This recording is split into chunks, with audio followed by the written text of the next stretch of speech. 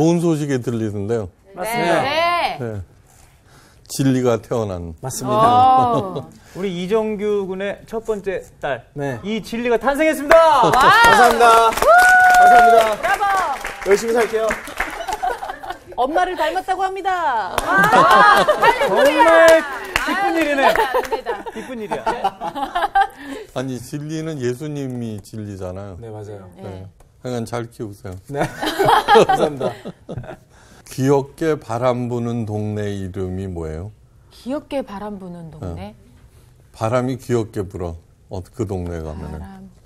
귀엽게 바람 부는 동네. 연습 한국에 때예요? 있어요? 그럼요. 아, 한국에 있는 동네. 이거 아니에요? 아, 잠깐. 아이, 무슨 동인가? 동네 이름이래잖아. 네. 뭐예요? 분당? 왜 나 어머 나안 오지? 너무 귀엽다는데. 분당. 야, 대박이다. 진짜 이거 아, 귀엽다. 기발한데요? 네. 귀염. 아니, 아이가 짧게 해서 외우기 힘들잖아요. 네. 아니 근데 아, 선생님 분당. 억양이 너무 분당? 분당. 자, 오늘은 예. 다시 쓰는 종료주일. 요한복음 12장 아, 12절에서 정말. 19절 말씀이에요. 오늘 수업 요한복음 31강 다시 쓰는 종료주일. 자, 먼저 윤정 씨부터 한번 읽어주세요. 네. 그 이튿날에는 명절에 온 큰 무리가 예수께서 예루살렘으로 오신다는 것을 듣고 종려나무 가지를 가지고 맞으러 나가 외치되 호산나 찬송하리로다 주의 이름으로 오시는 이 곧 이스라엘의 왕이시여 하더라. 예수는 한 어린 나귀를 보고 타시니 이는 기록된 바 시온 딸아 두려워하지 말라 보라 너의 왕이 나귀 새끼를 타고 오신다 함과 같더라. 제자들은 처음에 이 일을 깨닫지 못하였다가 예수께서 영광을 얻으신 후에야 이것이 예수께 대하여 기록된 것임과 사람들이 예수께 이같이 한 것임이 생각났더라. 나사로를 무덤에서 불러내어 죽은 자 가운데서 살리실 때에 함께 있던 무리가 증언한지라. 이에 무리가 예수를 맞음은 이 표적 행하심을 들었음이러라. 바리새인들이 서로 말하되 볼지어다 너희 하는 일이 쓸데없다. 보라 온 세상이 그를 따르는도다 하니라. 네, 됐어요. 사실 저는 교회에서 종료주일만 되면 목사님들이 종료주일 설교를 해요. 네. 그러니까 저는 한 번도 한 적이 없어요. 왜요? 네, 거기에는 예루살렘에 입성하시는 예수님께 보였던 백성들의 그 환호와 열광, 그거는 일시적인 가짜예요. 네. 오늘 보면은 이튿날 이렇게 돼 있잖아요. 이튿날이 뭐냐 그러면 12장 1절 보세요. 6월절 엿새 전에, 그러니까 6월절 닷새 전이 되겠죠, 그죠? 네. 6월절에 예수님께서 십자가에 달려 네. 돌아가세요, 그죠? 네. 그러면서 어떻게 됐어요? 그때 이 백성들이 십자가에 못 박으라고 소리 질렀죠. 네, 맞아요. 예, 그러니까 환호했던 백성들이. 그럼요. 5일 만에 마음이 변해버렸네요. 그렇죠.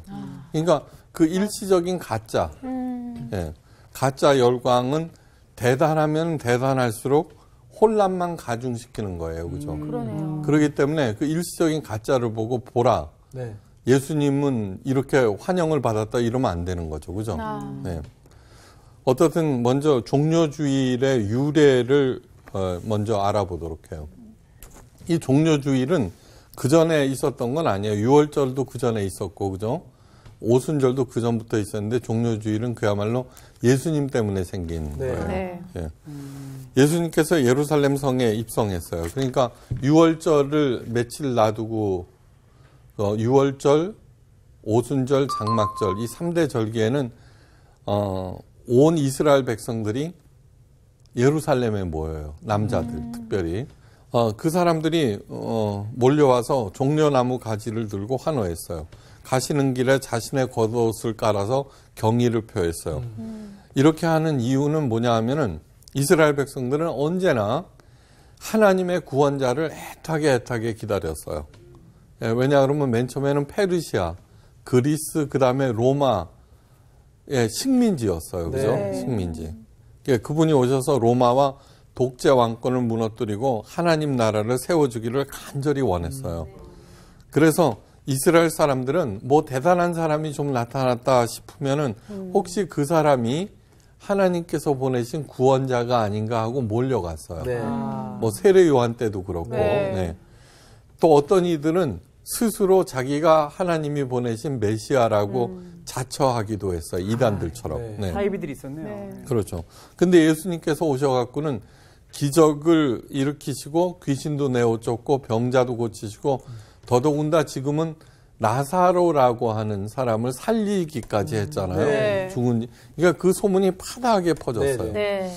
그 베단이라고 하는 데는 예루살렘 외곽에 위치한 어떤 동네예요. 네. 그 다음에 그러니까 금방 알려졌죠, 그죠? 그러니까 온 이스라엘 사람들이 예수님께서 입성하신다고 그러니까 난리가 난 거예요. 그래서 종로나무 가지를 들고 거리로 뛰쳐나와서 호산나 호산나 다윗의 왕으로 오시는 이여 이래. 호산나는 뭐냐 그러면 우리를 구원하소서라는 뜻이에요. 네. 왜 다윗의 왕으로 오신다고 그러냐 그러면 이스라엘 왕 중에 가장 위대한 왕이 다윗 왕이거든요. 그죠? 네. 예. 그다음에 그 다윗의 2세 가지에서 구원자가 나타난다고 그랬거든요. 네. 예, 그래서는 그렇게. 하지만 예수님께서는 그들의 그 열광적인 환호를 전혀 기뻐하지 않으시고 오히려 슬퍼하셨어요. 그러니까 바로 이 점이 사람들과 예수님과 다른 점이에요. 네. 예. 백성들의 그 열광적인 환호는 정작 자신들이 무엇을 하는지 모르는 일시적인 해프닝이라고 하는 것을 예수님은 잘 아셨어요. 네. 며칠 못 가서 예수님을 십자가에 못 박으라고 아우성 7주를 이미 알고 계셨어요. 그 가짜 환호성을 내세우면서 봐라 이들이 예수님을 하나님의 구원자로 보고 있다. 그러므로 우리들도 예수님을 구원자로 모시자라고 설교할 수는 없어요. 네. 그죠? 그래 못했어요 그동안에. 네. 자, 예수님께서는 이들의 열광을 뒤로 한 채 감람산에 올라 마주 보이는 하나님의 성전을 보시고 우셨어요. 예. 마주 보이는 성지순례를 가면은 여기가 감람산이에요. 그 다음에 예루살렘 성전이 여기 있어요. 그러니까 여기에서 이게 보이는 거예요. 여기 네. 집들이 쭉 있고 베다니는 여기에 있어요.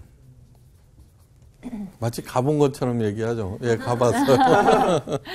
예, 그러니까 내려다 보면서 네. 우셨어요. 네. 보라 이들이 가까이 오사 성을 보시고 우시며 예수님께서 우셨다는 장면이 두 군데 나와요. 나사로의 죽음을 보시고 우셨고 네. 그때는 통분이 여기셔서 우셨다. 그러니까 친구 나사로가 죽은 거를 슬퍼한다고 사람들은 생각했는데 그것이 아니라 사람들의 그 믿음이 없음, 무지함, 영적의 무지함에 가슴 아파하셨어요. 네. 바로 이런 것들이 뭐예요? 지금 한 열흘 사이에 일어나는 일들이에요. 네.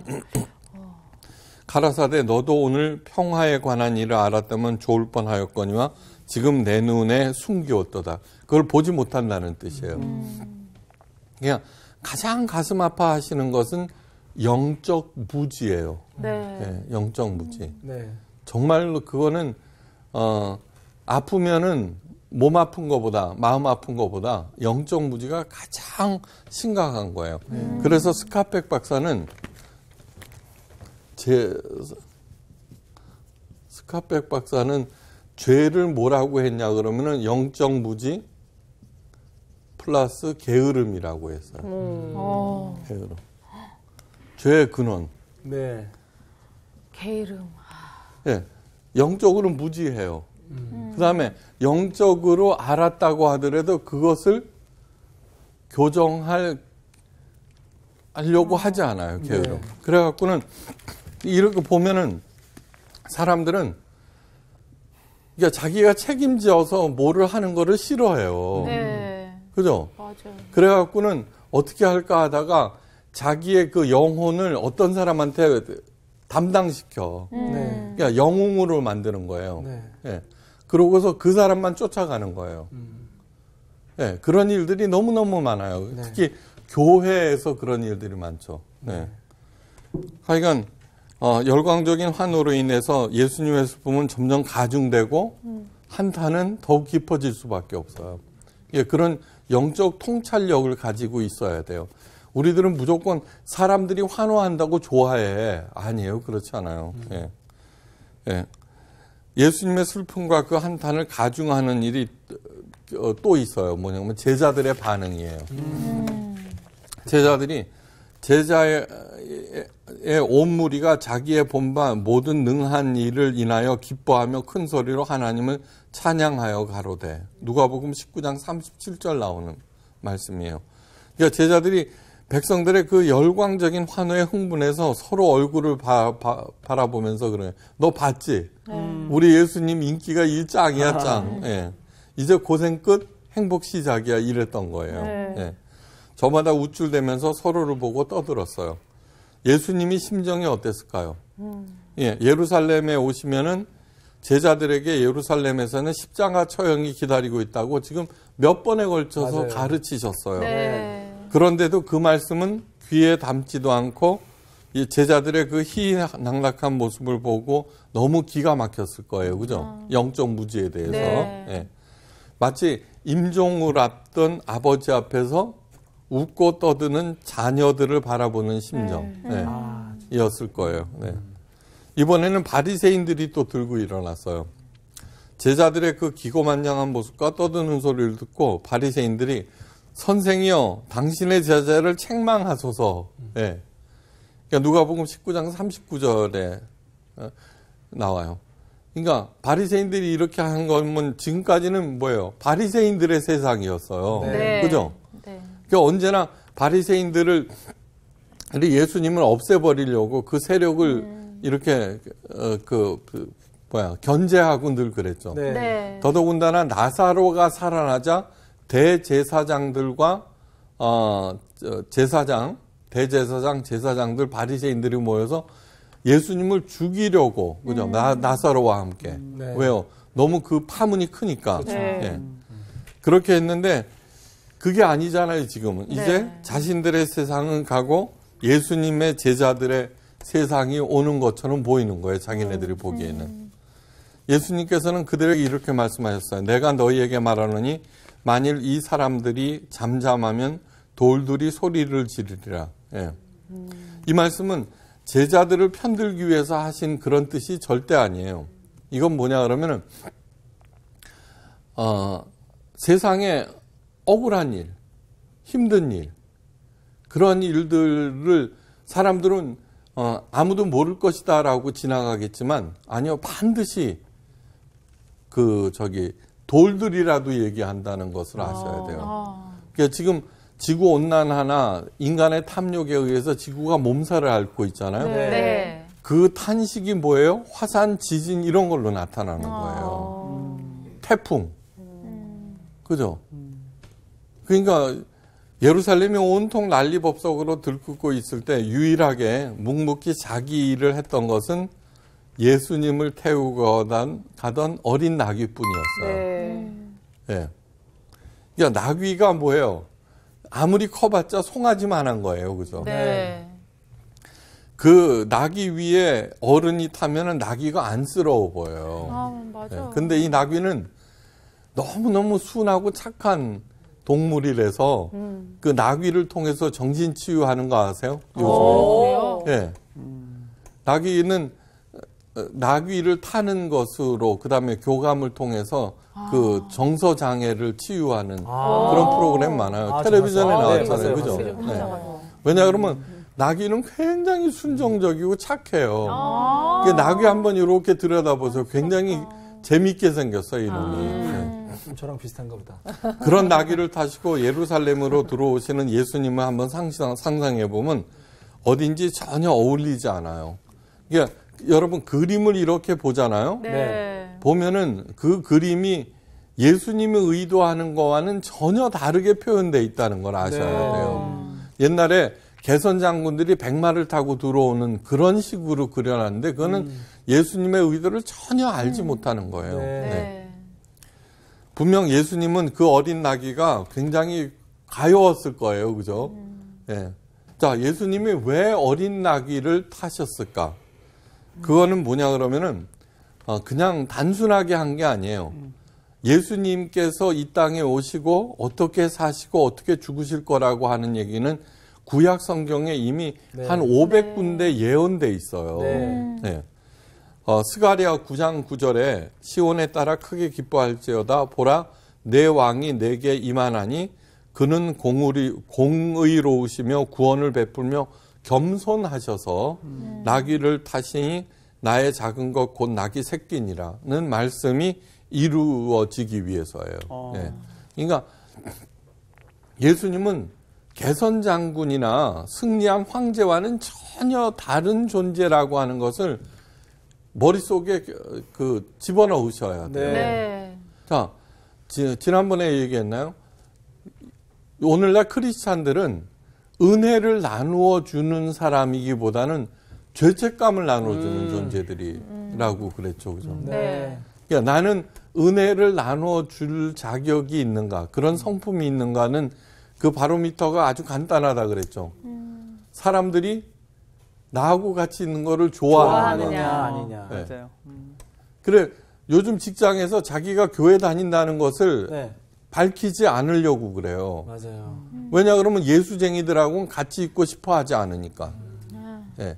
그런데 왜 그러느냐 그러면은 니들은 몰라. 니들은 죄인이야. 나는 예수를 믿고 구원을 받았어라는 택도 없는 우월감 속에 있기 때문에 그래요. 예. 그리고 언제든지 생각하는 게 백마를 타고 온다는 그 장차 오실 예수님. 아니요. 그때는 아마 더 작은 나귀 새끼를 타고 오실걸요. 예. 그러니까 그걸 잊지 마셔야 돼요. 예수님은 하나님의 예언을 실천하기 위해서 자기의 하는 일이 무엇인지 모른 채 환호하고 아우성치고 희희낙낙하고 분노하고 실망하고 좌절하는 사람들을 구원하기 위해서 십자가를 향해서 뚜벅뚜벅 걸어가신 거예요. 네. 자, 우리들은 살기 위해서 이 땅에 오셨지만 예수님은 죽기 위해서 이 땅에 오셨어요. 네. 그러니까 예수님은 십자가를 향해서 뚜벅뚜벅 걸어갔고 네. 어린 나귀는 그 예수님을 태우고 고개를 숙인 채 또각또각 걸어간 거예요. 그죠? 한번 머릿속에 그려보세요. 네. 그래서 언제든지 그런 예수님을 닮아가고자 네. 마음속에 새기셔야 돼요. 네. 왜 그렇게 했느냐 하면은 그것이 살 길임을 보여주기 위해서요. 네. 그렇게 하는 것이 살 길임을. 사람들은 다른 사람들로부터 인정받기를 갈망해요. 그죠? 네. 태어나자마자 부모로부터 인정받기를 갈망하고 또 다른 사람들의 인정은 물론 자기 존중감을 심어주고, 그죠? 우리를 자기다워질 수 있게 하는 중요한 점이기도 해요. 예, 그러니까, 자, 인정받지 못하고 성장한 사람들은 자기 존중감이 낮고 언제나 다른 사람들의 눈치를 보는 경향이 있어요. 예. 그런데 이런 인정은 인생 초기에 필요한 거예요.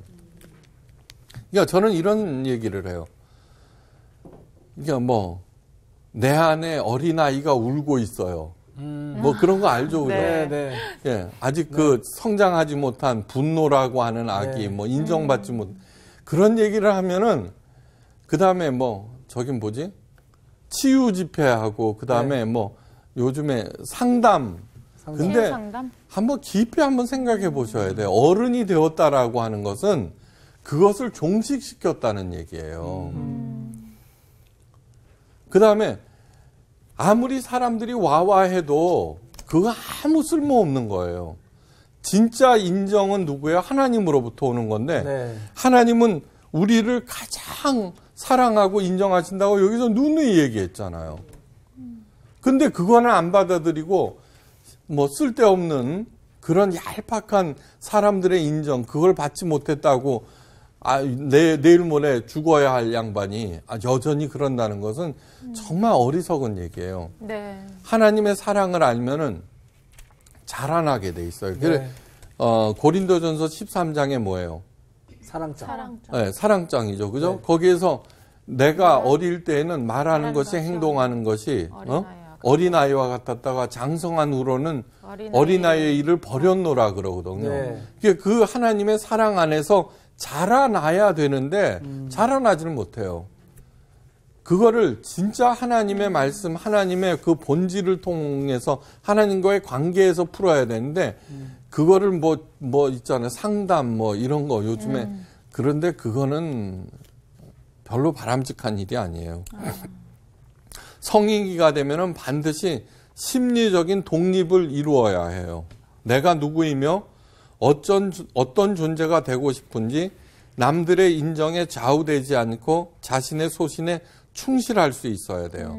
예. 그러기 위해서는 하나님과의 관계를 바로 정립하는 거예요.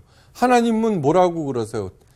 창세기 1장에서 네가 아무리 다른 사람들로부터 천대를 받아도 너는 하나님의 형상을 가진 하나님의 자녀다라고 시작하는 게 창세기 1장이에요. 그리고 뭐예요? 요한복음 15장에서는 네가 아무리 하찮은 존재라고 스스로 생각할지 모르 아니다. 나는 너를 위해서 목숨을 버리는 나의 가장 소중한 친구다라고 말씀하세요. 요한계시록 20장 맨 마지막에서는 신부라고 그래요. 네가 아무리 못생겼고 노처녀고 아무도 거들떠보지 않지만 아니다. 네. 왜 봐 나를. 진짜로 아니요. 그래 어떤 사람은 그 사랑을 안 사람은 스스로 어떻게 돼요? 예수님의 신부로 살아가기로 결단하잖아요. 네. 네. 여러분 제가 지난 4월 초파일 스님이 되는 그 과정을 다큐멘터리로 텔레비전에서 봤어요. 네. 저 마음속에 감동, 뭉클했어요. 야, 스님이 되기 위해서도 저렇게 어려운 과정을 겪으면서 저렇게 가는구나. 예? 그 다음에 그 자기의 결단. 그런데 우리는 하나님의 자녀가 되는데 정말 너무너무 값없이 받아들이고 있다. 그런 생각을 하게 돼요. 예. 자, 하지만 그거 간단한 일이 아니에요. 인정이라고 하는 것은 마약처럼 중독성이 강해요. 예. 다른 사람들의 인정을 받지 못하면 사람들은 불안해지고 행여 비판이라도 받게 되면 불안은 점점 증폭돼요. 그죠?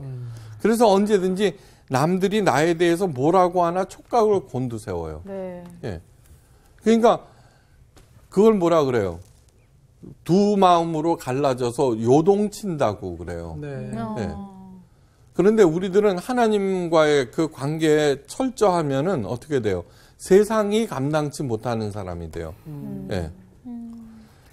어니스트 베커는 그의 중요한 저서 죽음의 부정에서 왜 사람들은 그렇게 인정에 목말라하고 거기에 그렇게 좌지우지되면서 휘둘리면서 살아가는가 그 원인을 아주 명쾌하게 잘 설명해 주고 있어요. 왜 우리들은 그 모양인가? 예, 죽음의 부정에서. 예, 사람들의 그 공포의 근원은 바로 죽음에 대한 공포예요. 네. 그래서 죽음의 부정이라고 하는 것은 자꾸 죽음을 부정하려고 그러는 거예요. 잊어먹으려고 그러는 거예요. 무서우니까. 그런데 아셔야 될 게 있어요. 죽음은 하나님의 탄생만큼 소중한 선물이라는 걸 아셔야 돼요. 네. 그러니까 웰빙 하지만 웰다잉의 문제예요. 죽음의 실체를 알 때 저절로 웰빙을 할 수가 있어요. 네.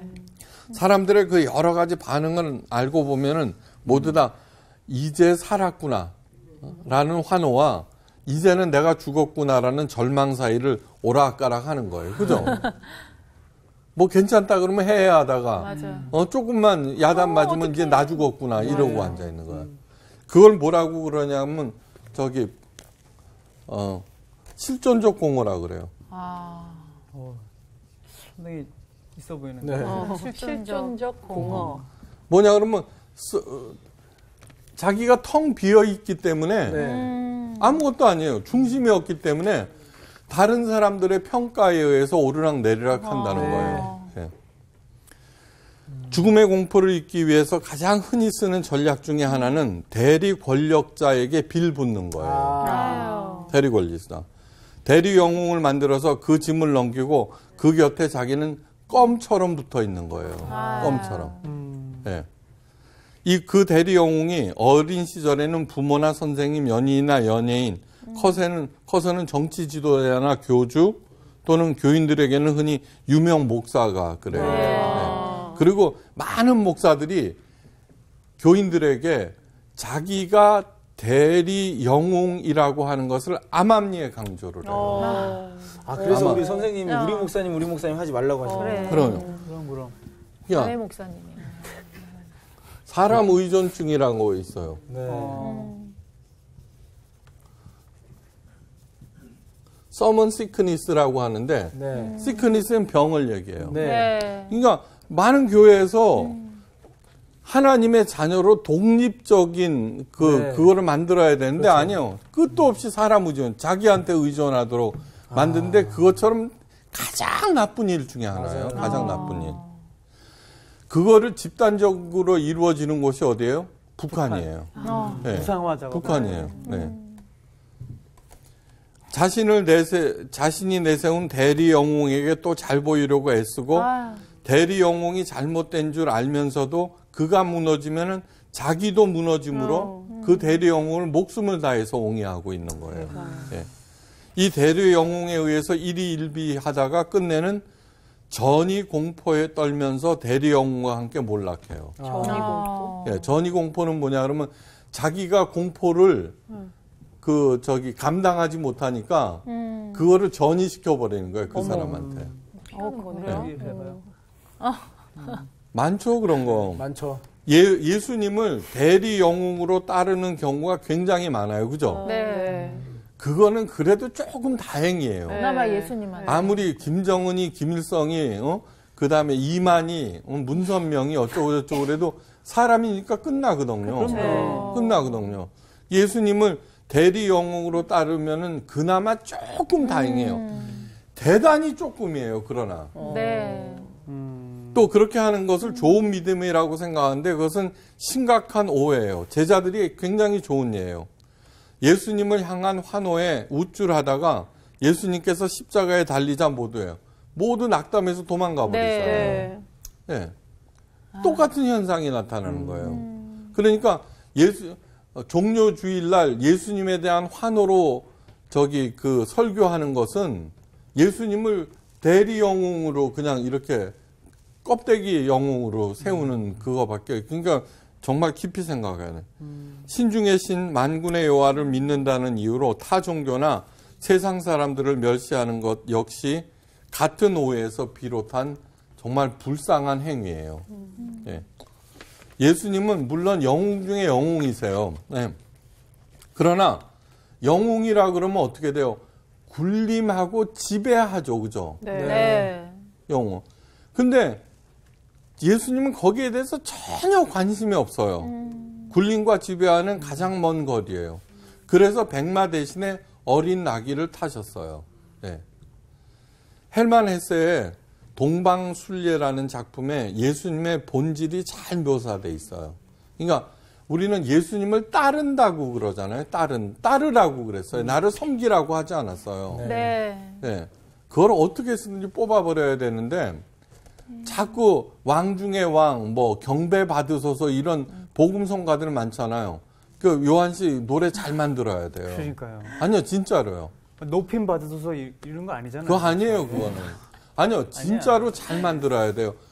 그 어떤 건강한 어떤 공동체든지 흔들 수 있는 깃발, 함께 외칠 수 있는 구호, 네. 따라 부를 수 있는 노래, 이 세 가지가 어떤 공동체를 만들어요. 네. 이게 어떤 깃발을 흔드느냐, 어떤 구호를 외치느냐, 어떤 노래를 부르느냐에 따라서 그 공동체가 그 결정이 돼요. 그러니까 여러분들이 가수라고 하면은 정말 중요한 거예요. 이 성서학당을 저는 그런 예술가가 나왔으면 좋겠어요. 반지의 제왕이라는 게 20세기에 만든 최고의 영화예요. 그건 뭐냐 그러면은 한마디도 하나님, 복음, 은혜 이딴 얘기를 하지 않으면서 하나님의 실체와 예수님의 본질에 대해서 가장 드러낸 거예요. 거기에서 예수님의 모습이 누구냐 그러면 그 반지의 절대 반지를 폐쇄하도록 한 그 조그만 애 이름이 뭐예요? 호빗이요? 호빗의 이름이 있잖아. 주인공. 프로도. 프로도예요, 맞아요?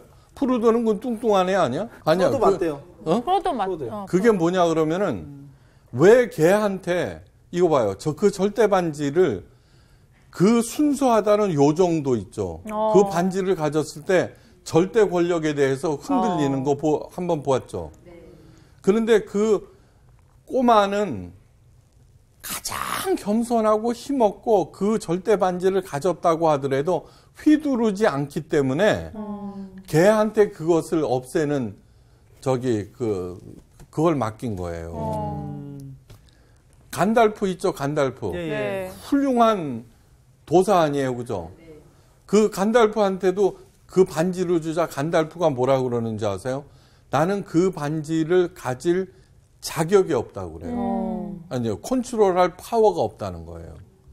그러니까 누구나 절대 권력에는 휘둘리고 스스로 그 다음에 그거를 갖다가 이렇게 발휘하고. 네.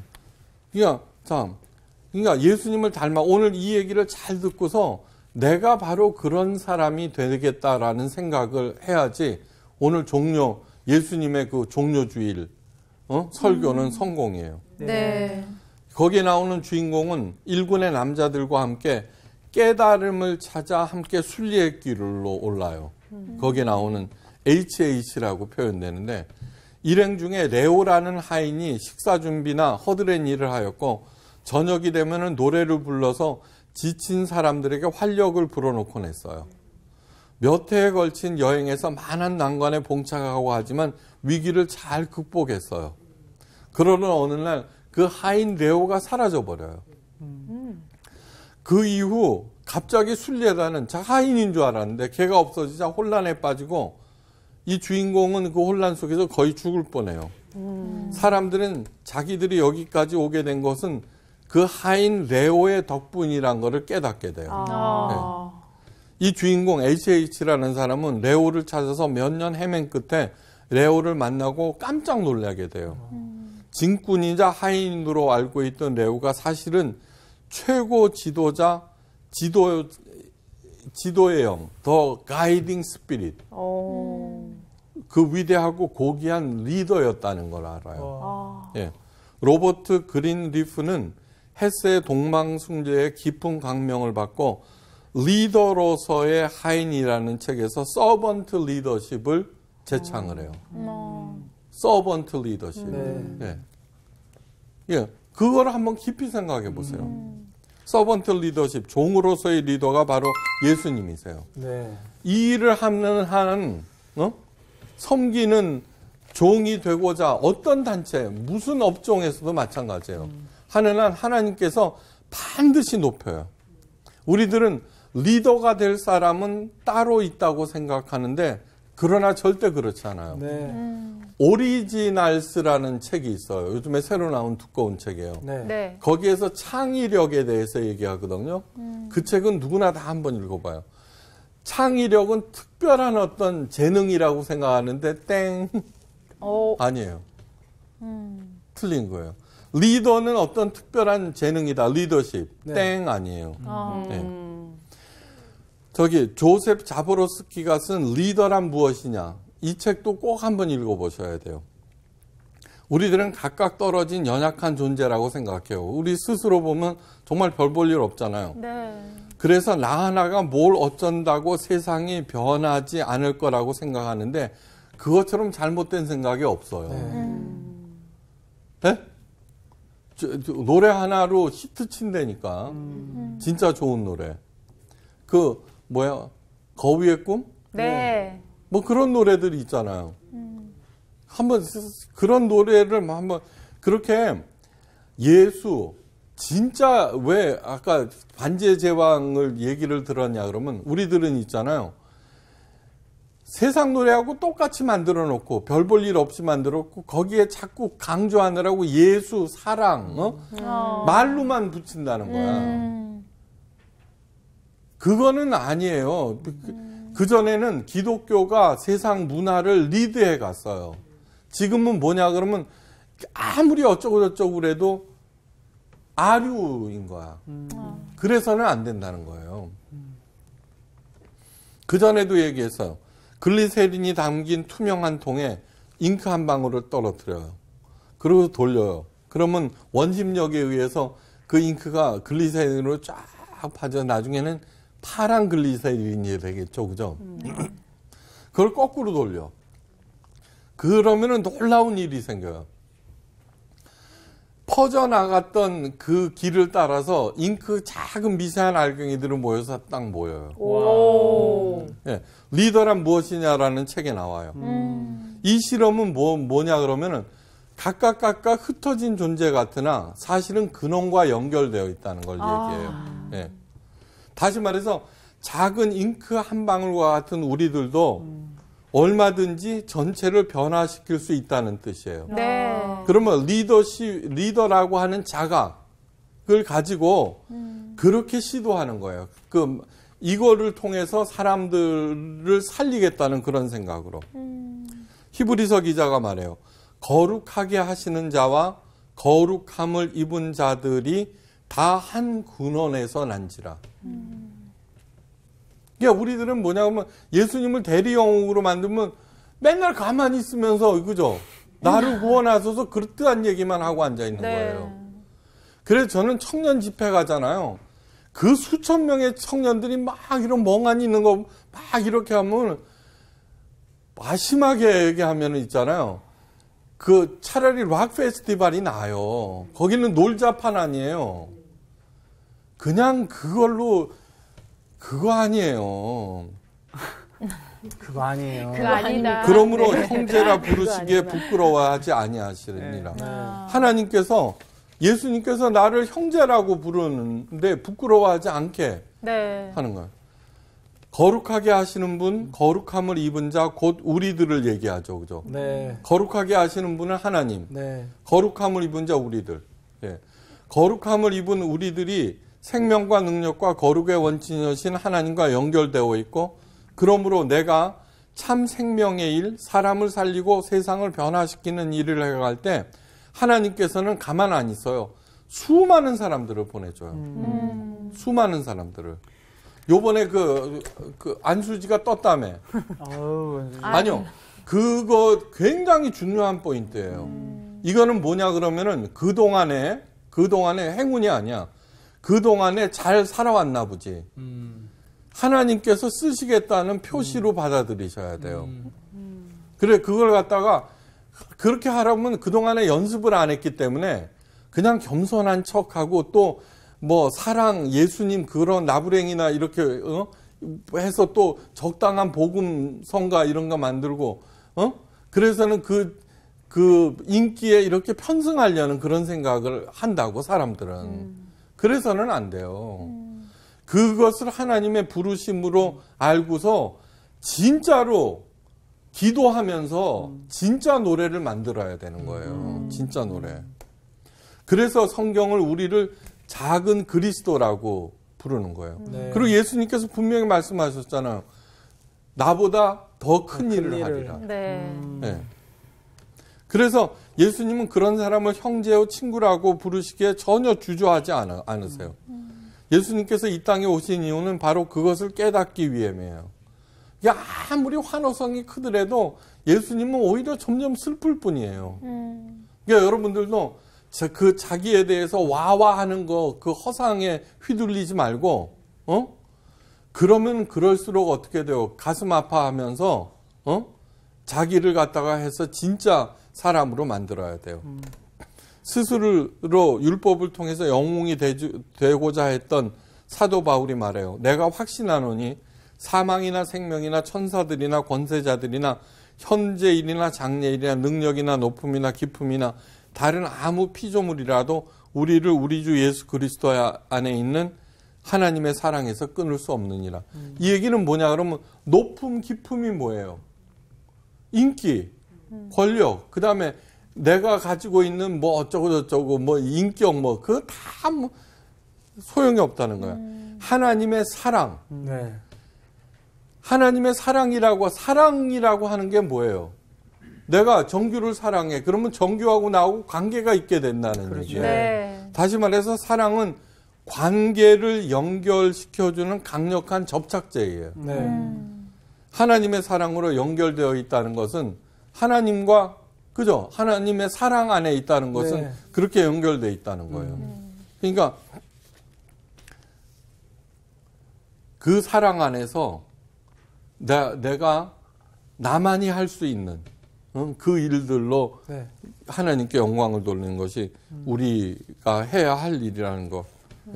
그래서 여러분들 사람한테도 인기가 있고 하나님으로부터 칭찬받는 모두 인류 연예인들이 되시기를 바라요. 감사합니다. 감사합니다. 오늘 참 저는 선생님 이야기 들으면서 그래도 방향을 제대로 잡고 있었구나라는 생각이 들면서 더 열심히 해야겠다라는 생각이 계속 들어요. 확실해요? 방향 잘 잡고 있었어요? 잘 잡고 있는 것 같아요. 특히나 진짜 우리 직업 같은 걸 갖고 있는 사람들은 그 인정에 굉장히 목이 말라 있는데 그거에 대한 많은 반성을 한 것 같아요. 그리고 특히나 그 개그맨들은 무대에서 이런 즉각적인 관객들의 반응이 없으면 바로 좌절을 하거든요. 그게 좀 티가 나는 경우가 많이 있어요. 그렇죠. 그 웃음에 대한 반응. 그것 또한 다 내려놔야 될 것 같다는 생각. 근데 안 웃기면 안 웃기면 뻔뻔스럽게 계속 해야 해야 되는 것 같아요. 그렇죠. 기도해야지. 저분들에게 개그의 영혼을 부어달라고. 기도해야지. 자, 그럼 오늘 깨달은 걸 가지고요. 우리 또 그럴까요? 세상으로 나아갑시다. 네, 목숨 갑시다. 왜 그래요? 근데 기도하러 갑시다. 괜찮아요? 갑시다, 그러면은. 이번 주 퀴즈입니다. 예수님의 말씀으로 다시 살아난 나사로가 살던 동네는 어디일까요? 1번 베다니, 2번 가버나움, 3번 예루살렘. 정답을 아시는 분은 CBS 성서학당 홈페이지에 정답을 올려주시거나 우편으로 보내주시면 됩니다. 보내실 곳은 서울특별시 양천구 목동서로 159-1 CBS 성서학당 담당자 앞입니다. 연락처를 꼭 남겨주세요. 선정되신 분들에게는 대한성서공회에서 성경, 송태근 선생님의 쾌도남마 다니엘서, 김기석 선생님의 광야에서 길을 묻다, 말씀의 빗속을 거닐다, 성경 통독을 위한 최고의 자습서 성경 2.0 가운데 하나를 드립니다.